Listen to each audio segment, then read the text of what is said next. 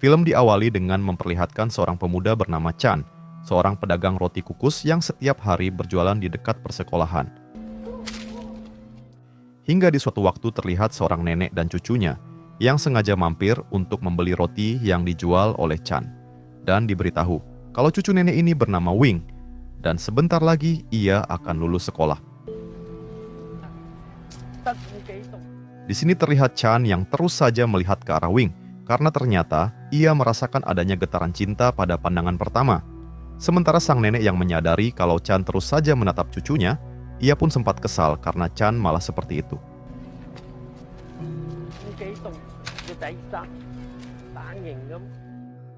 Sejak pandangan pertama itu, Chan yang selalu terbayang dengan wajah Wing, ia pun selalu menyempatkan diri untuk melihatnya di lingkungan tempatnya bersekolah.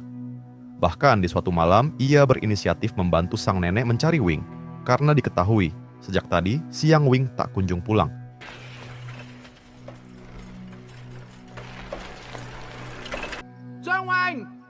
Hingga setelah cukup lama mencari, pada akhirnya Chan menemukan Wing, yang ternyata sedang tersesat di dekat bukit di sana.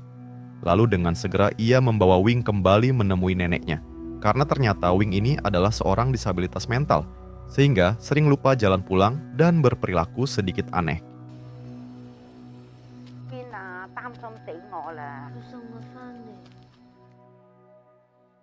Beberapa hari kemudian, Chan yang merasa ada yang aneh karena sudah beberapa hari tak melihat Wing dan neneknya. Ia pun mencoba untuk pergi melihat ke rumahnya. Namun sesampainya di sana, ia benar-benar dibuat terkejut. Karena di depan rumah Wing sudah banyak orang termasuk dengan polisi. Dan ternyata, sudah 3 hari sang nenek telah meninggoy, sementara Wing sendiri hanya berbaring di samping jasad sang nenek. Dan oleh sebab itu, kini semua orang pun menganggap kalau kesehatan mental Wing sudah semakin parah, sehingga dengan terpaksa ia harus dibawa ke rumah sakit jiwa.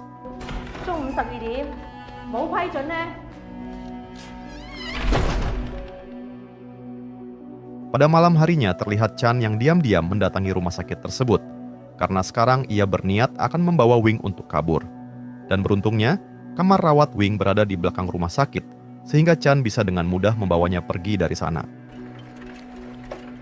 Lalu ia lanjut membawa Wing ke sebuah arena permainan, dengan maksud untuk menenangkan hati Wing yang sedang terpuruk. Hingga mulai dari sini kita bisa melihat sebuah fakta mengenai Wing yang ternyata sudah mulai menyimpan rasa kepada Chan.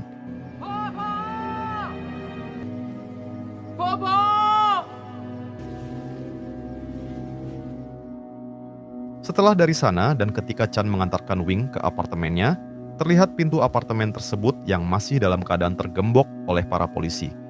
Lalu ketika Chan akan menjebol pintu tersebut, tiba-tiba keluarlah seorang wanita bernama Mei, dan ia merupakan tetangga apartemen dari Wing. Di sini Mei mengatakan kalau ia akan pergi untuk beberapa hari, dan selama dirinya pergi, Wing dan Chan bisa tinggal di apartemen miliknya. Hingga terungkap kalau Mei ini adalah seorang kupu-kupu subuh, dan sekarang ia akan pergi bersama pelanggan untuk beberapa hari.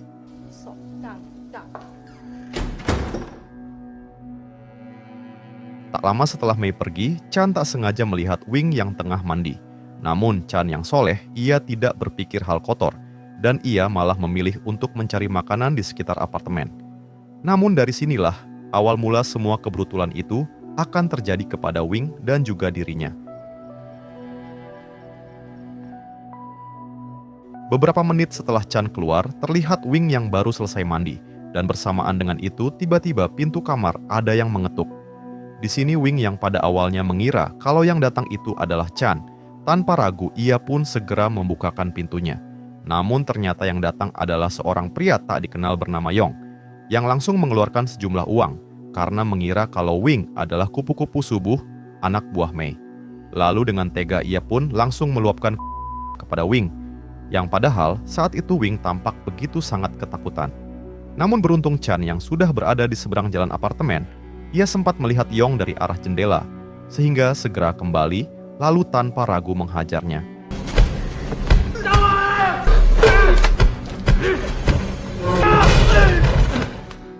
Pada akhirnya, Chan dan Wing pun berhasil kabur dari apartemen tersebut, dan mereka memutuskan untuk melapor kepada polisi lokal perihal apa yang sudah Yong lakukan. Dan di sini, kita akan diperkenalkan dengan wakil ketua polisi bernama Jeff. yang langsung meminta Chan untuk pergi ke ruangan sebelah, sementara ia dan beberapa anak buahnya akan menginterogasi Wing. 他们去了，下星期星 Kemudian salah satu polisi tua yang tahu kalau Wing adalah seorang disabilitas mental, ia mengatakan kalau mereka tidak usah mengambil pusing atas kasus tersebut. Lalu ketika mereka mencoba bertanya mengenai ciri-ciri pelaku yang Wing menjawab kalau pelakunya adalah seorang pria yang mempunyai tato bintang di tangan kanannya. Hingga setelah dijelaskan secara detail, terlihat mereka yang sangat syok karena ternyata pelakunya adalah Yong alias ketua polisi sekaligus atasan mereka sendiri. Dan di sini terlihat juga Yong yang sudah berada di kantor polisi tersebut dan ia sempat mendengar apa yang sedang dikatakan oleh Wing. 個男人有幾高？ Setelah itu Yong menyuruh semua bawahannya untuk berkumpul, lalu mengatakan kalau ia kira Wing adalah wanita subuh, sehingga ia tanpa ragu. Namun karena hal ini sudah terjadi, sekarang Yong meminta semuanya tutup mulut, dan ia akan memfitnah Chan seolah-olah Chan lah pelakunya. 是招呼仔。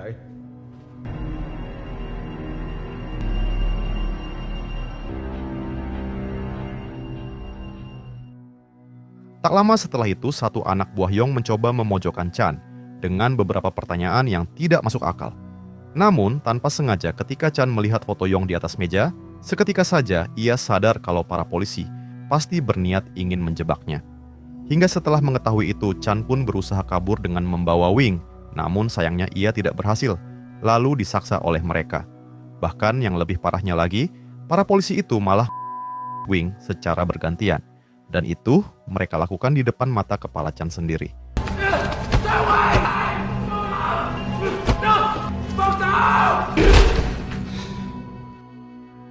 Setelah itu mereka mulai membuat skenario dengan berpura-pura kalau Chan telah merebut pistol polisi lalu menempelkannya ke tangan Chan yang dalam keadaan pingsan. Sementara untuk Wing sendiri, ia terus diancam untuk tidak buka mulut karena jika tidak, mereka tidak akan segan untuk menghabisi Chan di dalam penjara.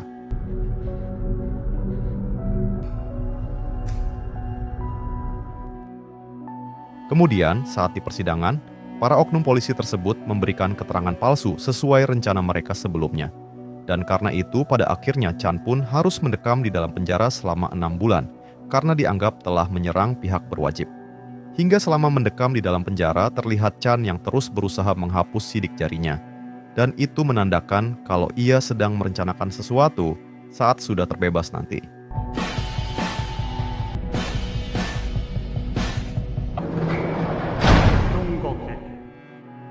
Singkat cerita 6 bulan pun telah berlalu dan Chan akhirnya sudah bebas dari penjara dan ia sudah ditunggu oleh Wing yang menjemputnya. Namun seketika saja Chan tak kuasa menahan air matanya karena ternyata Wing sedang mengandung dan itu akibat ulah.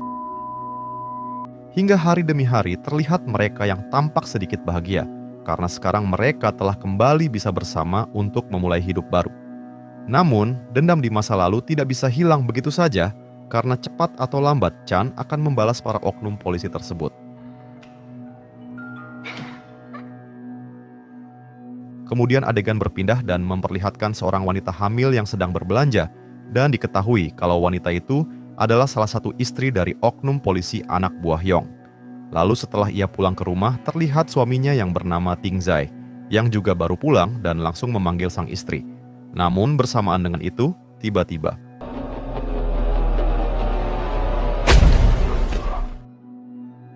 beberapa hari kemudian memperlihatkan tim penyelam dari kepolisian yang menemukan sekantong plastik yang sangat berbau busuk atas laporan para warga. Lalu ketika kantong itu akan diidentifikasi, terlihat mereka yang begitu sangat terkejut karena ternyata isinya adalah seonggok janin bayi yang sudah hancur. Bahkan di sana para polisi juga menemukan kartu identitas dari Ting Zai yang tidak lain adalah anggota sekaligus rekan mereka sendiri.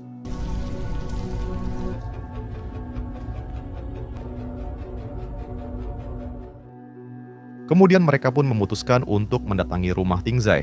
Namun sesampainya di sana, mereka tidak menemukan keberadaannya. Hingga tak lama dan ketika mereka menelusuri semua ruang, mereka kembali dibuat sangat terkejut karena melihat istri Ting Zai yang sudah meninggoy tanpa janin. Dan itu artinya kantong plastik yang tadi ditemukan oleh para penyelam di sungai tidak lain adalah jabang bayi milik Ting Zai.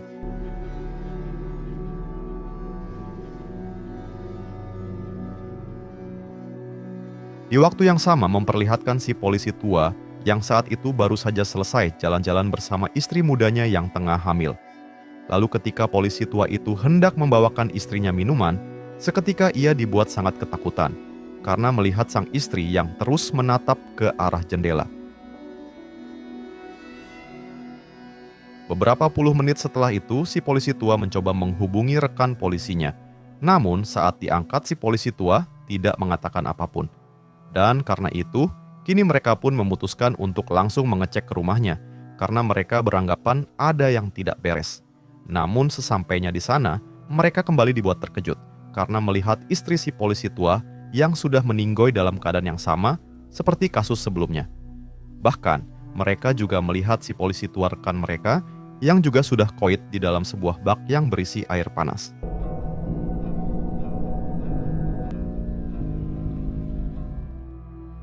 Setelah mengetahui itu, kini Jeff pun mulai beranggapan kalau pelaku dari semua kejadian tersebut kemungkinan adalah Chan yang ingin membalas dendam kepada mereka. Lalu berita pembunuhan itu pun menjadi viral di TV nasional, hingga para aparat mencoba mencari si pelaku dengan menyisir setiap kendaraan yang keluar masuk di wilayah kota. Tak lama kemudian, bis yang ditumpangi oleh Chan juga diberhentikan oleh para aparat, sehingga Chan yang takut kalau Jeff sudah menyimpan curiga kepadanya, ia pun memilih untuk kabur secara diam-diam. Namun sayangnya ia malah kepergok oleh Jeff, hingga sempat terjadi kejar-kejaran, meskipun pada akhirnya Chan berhasil ditangkap dan dibawa ke ruangan interogasi. Lalu ia disaksa oleh Jeff dan satu anak buahnya, dan itu agar Chan mau mengaku atas semua perbuatannya kepada rekan-rekan mereka. Namun di sini terlihat Chan yang memilih untuk tetap bungkam, meskipun ia harus menahan sakit akibat saksaan dari Jeff dan rekannya.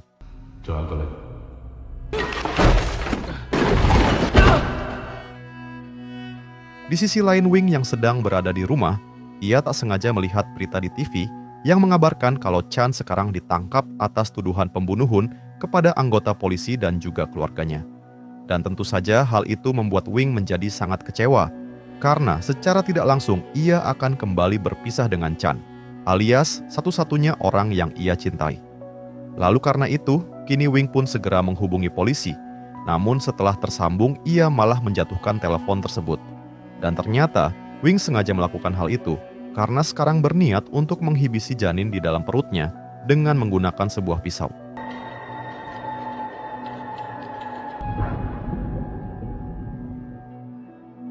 Beberapa menit kemudian, adegan kembali ke kantor polisi, dan saat itu Jeff benar-benar akan menghabisi Chan yang masih tetap bungkam. Namun secara tiba-tiba, Kapten Polisi Pusat mendatangi Jeff sambil marah dan mengatakan kalau Jeff telah salah menangkap orang karena pelaku dari pembunuhan berantai itu sekarang baru saja melakukan aksinya kepada seorang wanita hamil, yaitu Wing. Dan itu artinya, apa yang dilakukan Wing tadi adalah sebuah kesengajaan. Dan itu agar Chan bisa terbebas dari segala tuduhan.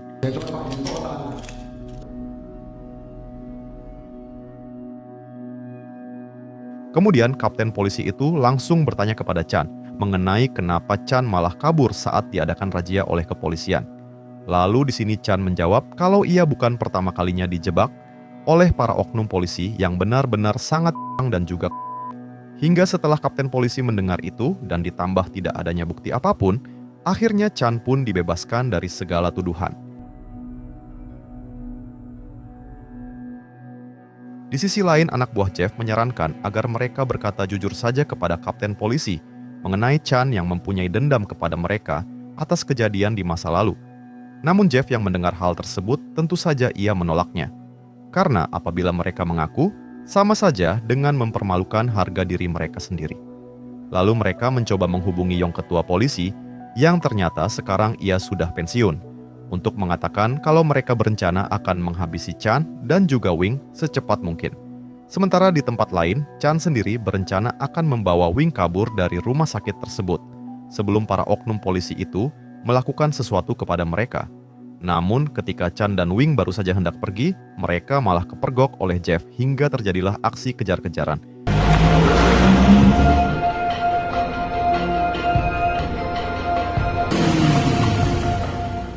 Dalam situasi itu, anak buah Jeff segera diminta untuk mencegat mobil ambulans yang sekarang sedang dibawa kabur oleh Chan. Hingga di suatu kesempatan, anak buah Jeff berhasil menemukan mobil tersebut. Dan ia langsung menembaki Chan hingga mobilnya menabrak pom mini, lalu terjadilah baku hantam di antara mereka berdua.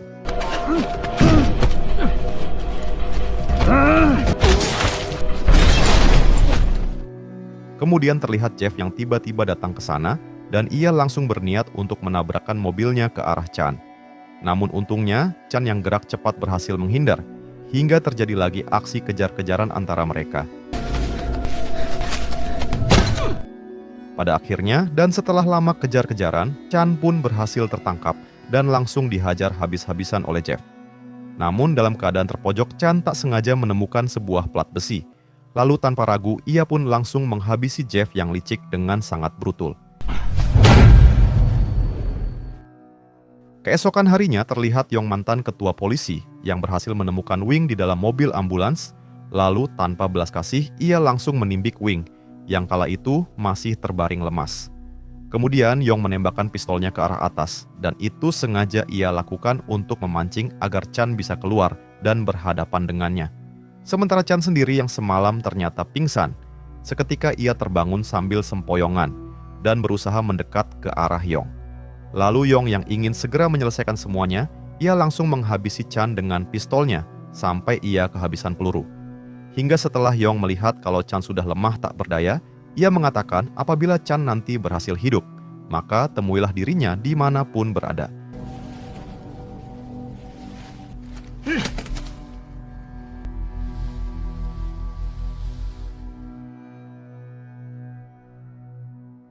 Kemudian adegan berpindah ke 5 tahun setelah itu, dan terlihat Yong yang terus melamun, karena ternyata ia selalu dihantui rasa bersalah atas dosanya kepada Wing dan Chan.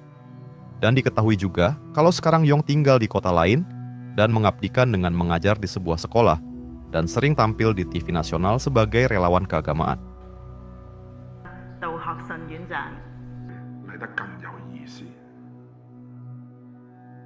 Di sisi lain ternyata, Chan sendiri masih hidup dan sehat, dan ia tak sengaja melihat siaran di TV yang sedang menayangkan Yong. Dan karena itu, kini ia pun akhirnya tahu keberadaan Yong dan ia tetap akan menyelesaikan dendam di masa lalu yang belum tuntas. Lalu sebelum pergi, Chan mencukur rambutnya seperti dulu, dan itu ia lakukan agar Yong ingat apa yang ia lakukan kepadanya dan Wing.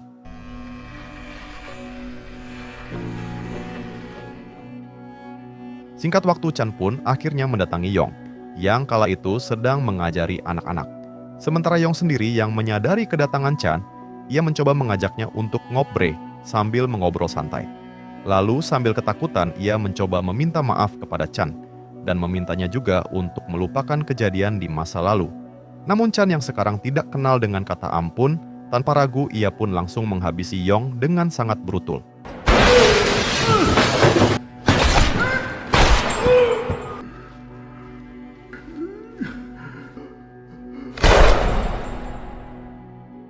Dan setelah semuanya berakhir, Chan pun kembali melanjutkan hidupnya bersama Wing, karena ternyata Wing sendiri masih hidup, meskipun sekarang ia harus menggunakan kursi roda. Lalu, film pun tamat. Nah, jadi itulah tadi alur cerita filmnya guys. Jika suka video ini silahkan like, dan jika ada saran yang ingin disampaikan, silahkan tulis di komentar. Terima kasih sudah nonton sampai akhir, dan salam dari Antimi Film.